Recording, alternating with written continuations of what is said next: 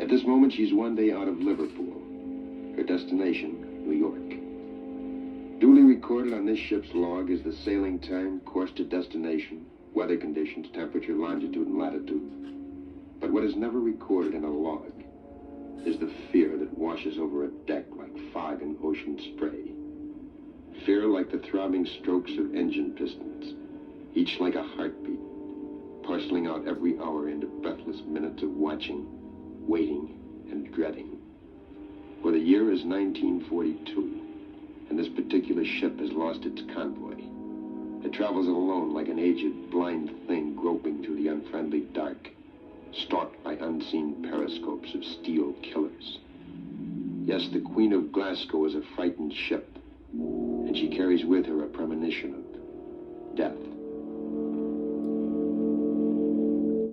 Yo, Twilight Zone bonus review. So we're going to post one episode a week on the extra account here. Doesn't get as many views, but this is more for the eclectic fan that wants to hear a review of every episode. We'll do the 2 a week on the Gene Everett channel, and then we'll do a bonus one here on the Gene and Ashley channel. That's a little bit more of like not a favorite episode, but you know, if you want to see every single one, check it out. But here we go. So this is Judgment Night, originally aired 12/4/59, written by Rod Serling, producer Buck Houghton Houghton, director John Brom.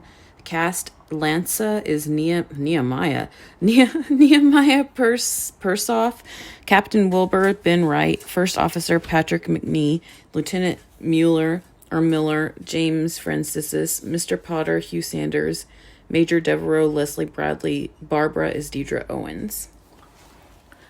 So this is about a man who can't remember a lot, except basically for his name and where he's from. And he is on a boat, and I would say like a ship, not a boat, like a giant ship. During a civilian ship. Yeah, during World War II. And yeah, it's 1942. Yeah, and he is having a lot of difficulty like remembering how he got on the boat. He doesn't know why he's there or how he's there, and he just seems suspicious to everyone. Yeah, he somehow has a knowledge of submarines. This is something you find out early. And he has a German name, and he was born in Frankfurt. Mm-hmm. I don't know how to talk about this one without giving away the spoiler. It's really hard, yeah. So we're going to give away the plot. Hey, you want to pick that up, Ashley? I dropped my lozenge. Where? I don't know. It fell somewhere. Oh, geez. Oh, there it is. Just throw it on the napkin. Okay. Sorry, guys. Little technical difficulties there. So it turned, I don't know how to talk about this one without giving the ending away. You have to, kind of. So the ending, again, go watch the episode if you want to. But at the end, it turns out he's in a nightmare. He's been damned. And the reason is that his German submarine shot this civilian ship down. There's women and children on it. And the last scene, you find out more about why exactly. But basically, he's in a loop. And he's in a nightmare. And, he's on the ship while his submarine is shooting it down. And he has to watch everybody suffer. And he suffers. And it's his punishment for doing it. It's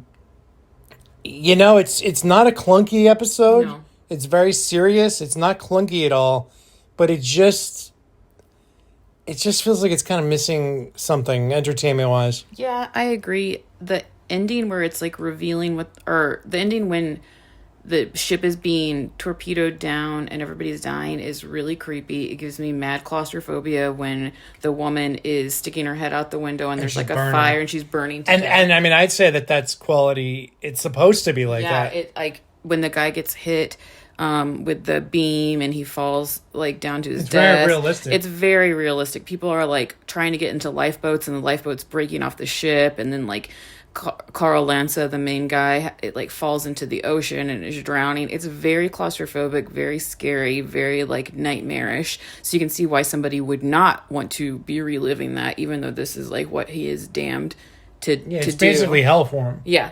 Night after night, he has to go through this entire situation again and again, and it's creepy.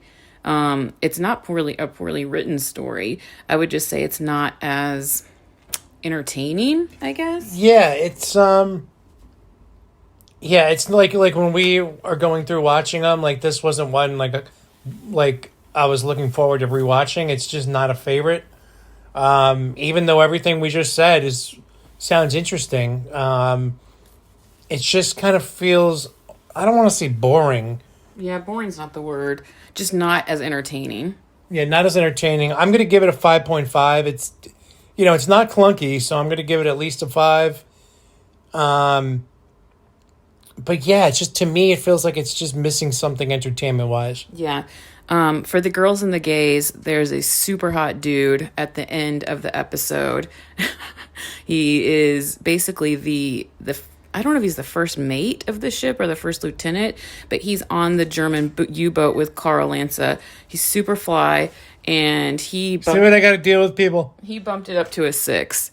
So just the few minutes with him and his beautiful dimpled chin will give me a higher score. Give it a 6. And she told me she was giving it a 5 when we were in the middle of the episode. I forgot how hot he was. I forgot. Let's see what I got to deal with, folks. I got competition in the Twilight Zone. Yeah, this man's probably dead, babe.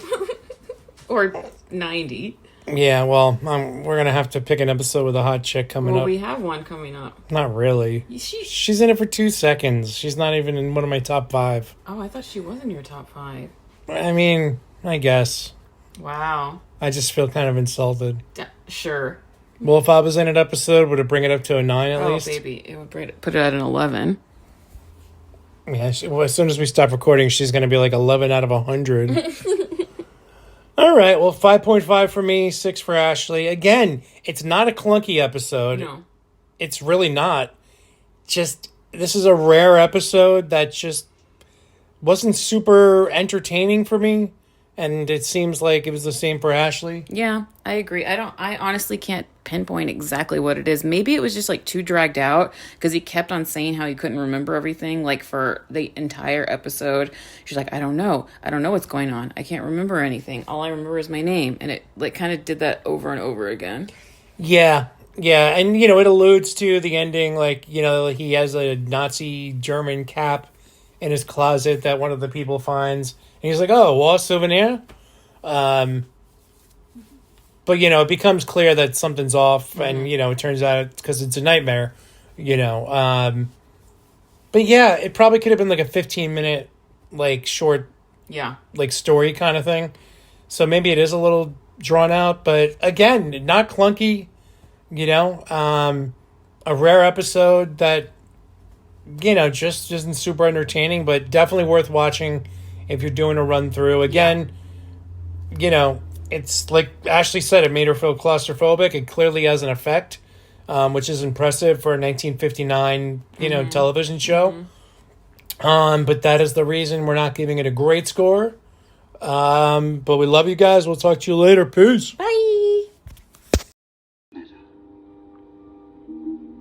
It saddened me as if I woke up and found myself standing on deck and hearing your voices coming from the salon. Like amnesia. No, not really. I know who I am. I'm Karl Lanza. I am Karl Lanza. I was born in Frankfurt, Germany. I'm in the... In the what? In the what? You were going to tell me. You were in something or other. Who was I? I don't remember. Mr. Lancer, perhaps if you got some sleep. No, sleep couldn't help me. I don't think I could get to sleep. I feel as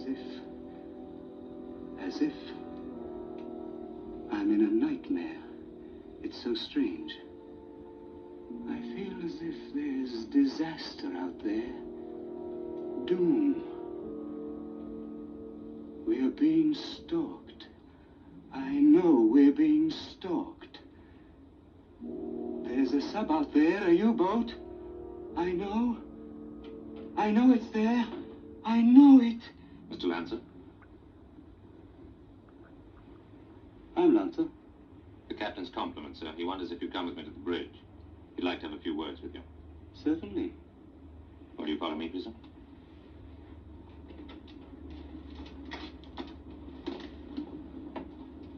Thank you for coming up, Mr. Lanza.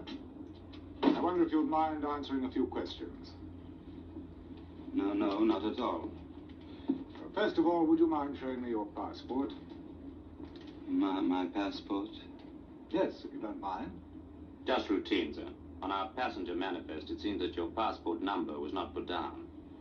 I'm afraid I don't have my wallet with me. I must have left it in my cabin. Well, it's perfectly all right. Sometime in the next few days, if you think of it, you just show it me. Are you all right, Mr. Lanza? I mean, is there anything that you want to tell us? There is very little that I can tell you, as I don't remember anything. I don't really know how I got on this ship. I don't recall anything about it. I seem to remember only odd, disjointed things. I know, for example, that my name is Karl Lanza. I know that I was born in Frankfurt. Go on, Mr. Lanza. Go on, how? It seems to be all that I know. Well, at the table, you seem to show a remarkable working knowledge of German submarines. Could that perhaps give you a thought? I'm afraid it couldn't. It doesn't seem to. You go to bed, Mr. Lanza. Have a good night's rest. We'll talk tomorrow, you and I. All right. That's all, Mr. Lanza. Good night. Good night.